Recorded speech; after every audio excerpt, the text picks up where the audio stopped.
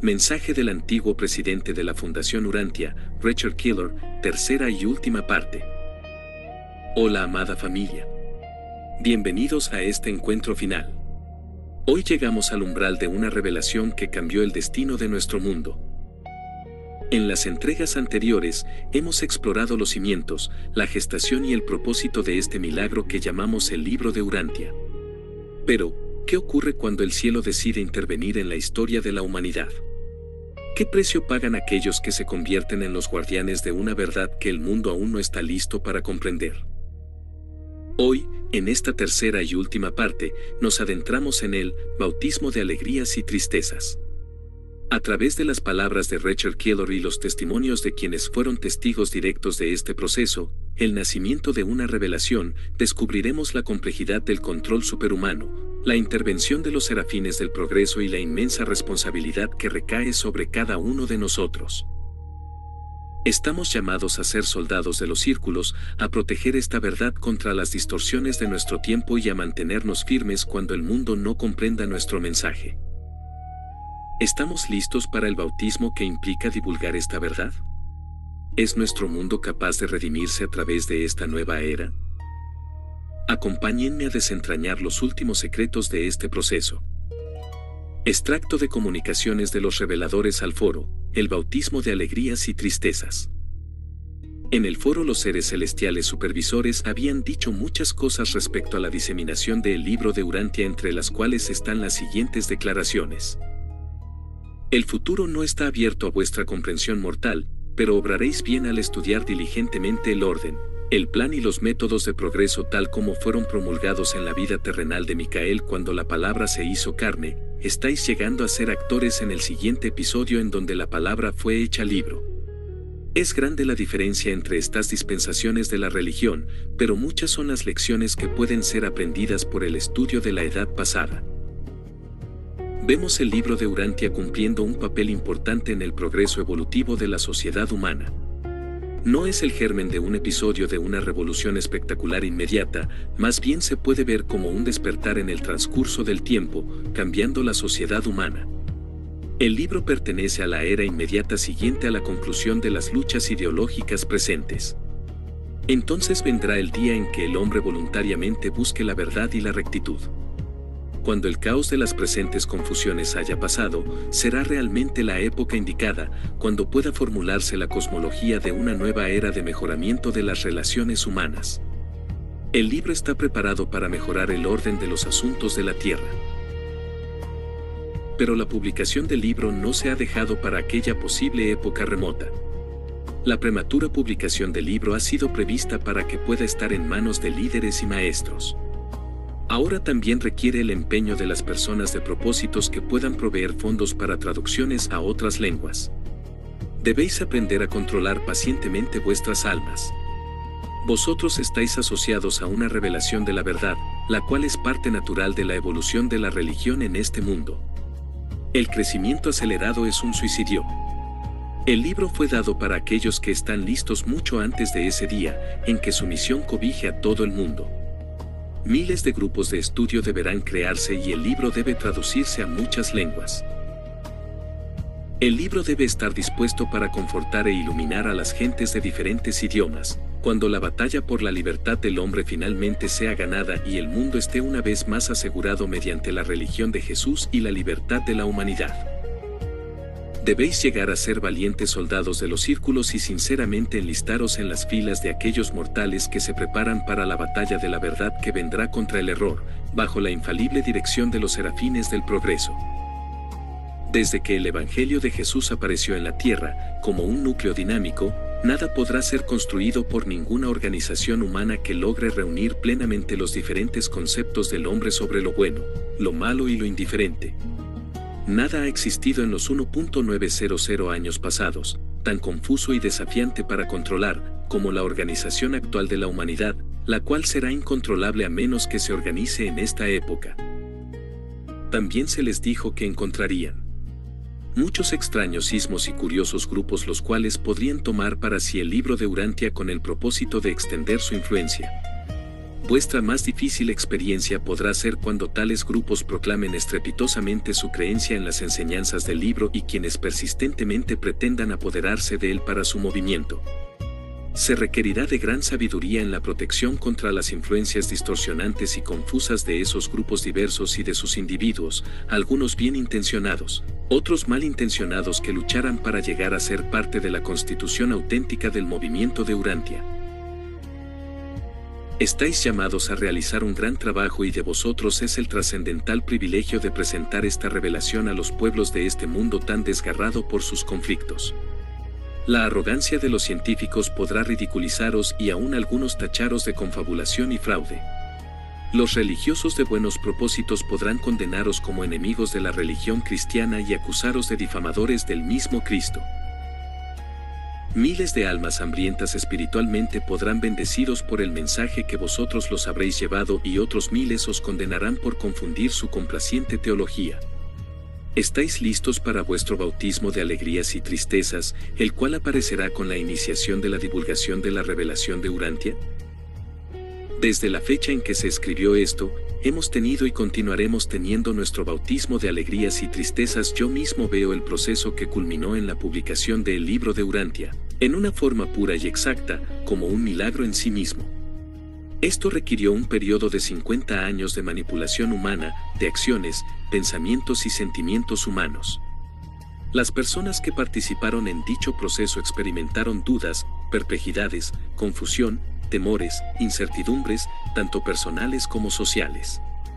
Aparte de esto, también fraternizaron, crecieron y tuvieron éxito en lanzar la quinta revelación de la verdad de la época. A través de todas las dificultades continuas y múltiples el barco salió del puerto. Los reveladores dijeron que el tiempo indispensable para garantizar el conveniente manejo exitoso de esta nueva revelación lo podían calcular entre 50 y 70 años, a partir de 1955. ¿Será que este éxito trazará el camino que abrirá el umbral para ingresar a la época de luz y vida? ¿Podrá nuestro mundo convertirse en una maravilla de readaptación y restauración a través de Orbonton? ¿O podrá ocurrir que esta época de transición termine comprometiéndose y distorsionando la revelación como ha ocurrido con las anteriores revelaciones en este planeta? Escrito por Mark Kolicki. Testimonio de un miembro de foro, Mark Kolicki, en su libro El nacimiento de una revelación. Una vez, la comisión de contacto preguntó a los reveladores, ¿qué sucedería cuando los documentos de Urantia empezaran a ser difundidos públicamente en el mundo? Ellos respondieron que los mismos reveladores no podían saber qué pasaría. No había ninguna experiencia previa para poder juzgar al respecto, puesto que este método de revelación temporal no tenía precedentes en nuestro universo. Supongo que esto no ocurre comúnmente en todo Orbonton. He oído que un miembro del fórum entendió que el equivalente del libro de Urantia había sido dado a numerosos mundos. Si esto ocurrió en realidad, pudo haber sucedido después de haber comenzado esa experiencia en Urantia, como un nuevo fenómeno. Como se refirió anteriormente, algunos cambios instituidos en agosto de 2021 de 1950 se produjeron en el gobierno planetario superhumano de Urantia. Este gobierno transitorio reemplazó al sistema descrito en el documento 114 del libro de Urantia, el cual, hasta ahora, está parcialmente sin fecha. La apertura del caso de Gabriel vs. Lucifer indica la inauguración de un régimen planetario temporal en todos los mundos aislados. Nuestro régimen temporal viene de esa época. Gabriel de Salvington personalmente visitó a Urantia e instaló al hijo Melquisedec de nombre Norson como regente personal del príncipe planetario vicerregente de Urantia, Maquiventa. Gabriel estuvo presente durante 18 horas y autorizó el desarrollo de los eventos del día con la comisión de contacto. Como consecuencia de esto, hubo cambios durante varios años que afectaban finalmente la dirección y el bienestar de los documentos de Urantia. Es indudable que el trabajo exterior humano fue puesto en manos de los fideicomisarios de la Fundación de Urantia y sujeto al poder de veto de la Unidad de Seres Intermedios de Urantia. Cualquier forma que tome el poder del veto aparecerá para estar completamente abierta a la especulación. El regente personal del príncipe planetario, vicerregente de Urantia, anunció que la dirección completa de la revelación durante los próximos 500 años, desde febrero de 2011 de 1954, Fue colocada en las manos de los serafines del progreso, ángeles del progreso, con control directo durante los próximos 100 años, para ser custodiada por los serafines de las iglesias, guardianes religiosos. Anunció que se reservaría el derecho de intervenir en cualquier momento. Asimismo que la forma de dicha intervención que pudiera tomar podía ser desconocida por todos. Mi opinión es que tal forma de intervención aparezca como un hecho común, natural, a través de los asuntos humanos, los cuales son parte de los cuerpos de reserva del destino. El regente fue dotado de poder para tomar esas decisiones, después de que nuevamente se formó la Corte Suprema de Urantia, creada en noviembre de 1951, depositando en ella la autoridad sobre la revelación. En 1951, le anunció a la Comisión de Contacto que su primer año había sido exitoso puesto que había empleado la mayor parte previniendo o postergando angustiosamente una guerra mundial. En otras ocasiones expresó sorpresa por la falta de entusiasmo de algunos miembros del Fórum por los documentos de Urantia. ¿No saben realmente lo que tienen? Opinó que esto se debe a que poco mortales pueden enfrentarse a las pruebas que se les presentan. Dijo en resumen que los 70 estaban razonablemente comprometidos, pero que había otros poco comprometidos. El 11 de febrero de 1952, 28 años después del mensaje de Maquiventa, dijo a la Comisión de Contacto que él y solamente él decidiría la fecha para la publicación. Pero que, si en un periodo de 3 años no tuviera noticias de él, la Fundación de Urantia tenía libertad de dirigir la publicación. También les dijo que prepararan un índice para ser publicado en un volumen separado. La Comisión de Contacto no volvió a oír del regente nuevamente y el 11 de febrero de 1955, los fideicomisarios de la Fundación de Urantia firmaron su declaración de intención de publicar el libro de Urantia. El foro comienza a hacer preguntas. Le contamos al foro todo sobre esto y los invitamos a que nos acompañaran en la preparación de las preguntas. Decidimos empezar con preguntas referentes al origen del cosmos, deidad, creación y otros temas que estuvieran mucho más allá del conocimiento actual de la humanidad. El domingo siguiente varios cientos de preguntas se presentaron. Separamos todas estas preguntas, descartamos duplicados y de manera general, las aclaramos. Poco tiempo después, en respuesta a estas preguntas, el primer documento de Urantia apareció. Cuando los documentos aparecían, las preguntas, de la primera a la última, desaparecían. Este fue el procedimiento que se siguió durante los muchos años de recepción de los documentos de Urantia. Si no había preguntas, no había documentos. El foro se convierte en un grupo cerrado. Por esas fechas, el foro, tal como se le conocía, fue cancelado. Se nos dieron instrucciones para formar un grupo cerrado, requiriendo que cada miembro firmara un juramento de secreto y discutiera los documentos y todos los asuntos relativos a ellos, solamente con aquellas personas que fueran miembros del foro. Se emitieron tarjetas de membresía, y la Asamblea Constitutiva contó con 30 miembros. La fecha de esta organización fue septiembre de 1925. 17 de estos miembros fundadores aún viven 1960. Los individuos que tenían la responsabilidad de reunir las preguntas y comparar el texto escrito a máquina con el manuscrito original llegaron a ser conocidos como los comisionados de contacto. A partir de esa fecha, solamente estos comisionados de contacto presenciaron contactos y recibieron comunicaciones escritas a través de la personalidad de contacto. De vez en cuando, nuevos miembros eran recibidos en el foro, después de ser entrevistados por los dirigentes y de firmar el juramento que firmaron los miembros originales. Este juramento decía: reconocemos nuestro juramento de secreto y renovamos nuestra promesa de no discutir las revelaciones de Urantia o su contenido con nadie, excepto con los miembros activos del foro, y de no tomar nota sobre el tema al momento en que se lea o discuta en las sesiones públicas, o de hacer copias o notas de lo que personalmente leemos. La última reunión del foro como asamblea tuvo lugar el 31 de mayo de 1942. Durante los 17 años de existencia oficial, el foro tuvo un total de 486 miembros. Durante el periodo de la recepción de los documentos de Urantia, más de 300 personas diferentes participaron en la redacción de estas preguntas genéticas o de origen. Con algunas excepciones, todos los documentos de Urantia nos fueron entregados en respuesta a estas preguntas. ¿Cómo recibimos los documentos de Urantia? Casi todo lo que se sabe o que se puede contar sobre el origen de los documentos de Urantia se encuentra aquí y allá, en el mismo libro de Urantia.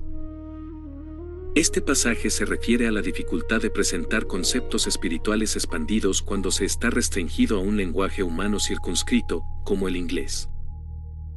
Una comisión de Orbonton participó en la revelación y preparó el prólogo. Al presentar esta revelación de valores espirituales y significados elevados del universo, más de 1000 conceptos humanos fueron tomados de las mentes de seres humanos del pasado y del presente. En toda revelación de la verdad, se da preferencia a los conceptos humanos más elevados sobre los ideales y la realidad. Solo en la ausencia del concepto humano, el conocimiento suprahumano se revela. Los reveladores en pocas ocasiones están en libertad de anticipar descubrimientos científicos. La verdad carece de tiempo, pero las enseñanzas relacionadas con las ciencias físicas y ciertos aspectos de cosmología serán parcialmente obsoletas como resultado de los nuevos descubrimientos que serán aportados por las investigaciones científicas en avance. La cosmología de la revelación de Urantia no es inspirada. La sabiduría humana debe evolucionar. La pedagogía humana procede de lo sencillo a lo complejo. La revelación de Urantia comienza con lo más complejo y va a la consideración de lo más sencillo. En lugar de comenzar con el hombre que busca alcanzar a Dios, los documentos de Urantia comienzan con Dios que se acerca y encuentra al hombre. El relato de la función de los seres intermedios en cuanto a iniciar y llevar hasta su término la revelación de Urantia. Los seres intermedios siempre se utilizan para el fenómeno de comunicación con seres materiales a través de la técnica de personalidades de contacto. El sujeto a través del cual se otorgaron los documentos de Urantia poseía un ajustador de pensamiento muy experimentado. La relativa indiferencia del sujeto y la despreocupación respecto al trabajo de su ajustador fue en todos los sentidos favorable para la ejecución y cumplimiento de este proyecto revelatorio. La personalidad de contacto era un miembro del cuerpo de reserva del destino de Urantia. Esta fue solo una de las varias condiciones que favorecieron la donación de la revelación de Urantia. Los documentos de Urantia. Los documentos, de los cuales este mismo forma parte, constituyen la presentación más reciente de la verdad a los mortales de Urantia. Estos documentos difieren de todas las revelaciones anteriores, ya que no son el trabajo de una sola personalidad del universo, sino una presentación compuesta realizada por numerosos seres. Los reveladores dependen de los ajustadores residentes y del espíritu de la verdad para ayudarnos en la apropiación de la verdad contenida en la revelación de Urantia. La revelación se mantiene en contacto con la evolución. La revelación se adapta a la época de su donación. Las nuevas revelaciones mantienen contacto con las revelaciones previas. Hemos recorrido el camino, desde las instrucciones de los seres celestiales y la custodia de los serafines del progreso, hasta comprender que el nacimiento de esta revelación fue, en sí mismo, un milagro de paciencia y sacrificio humano. Richard Keele, el presidente saliente de la Fundación Urantia, nos comparte su experiencia. Durante los 6 años que serví como presidente, me esforcé por promover la unidad espiritual.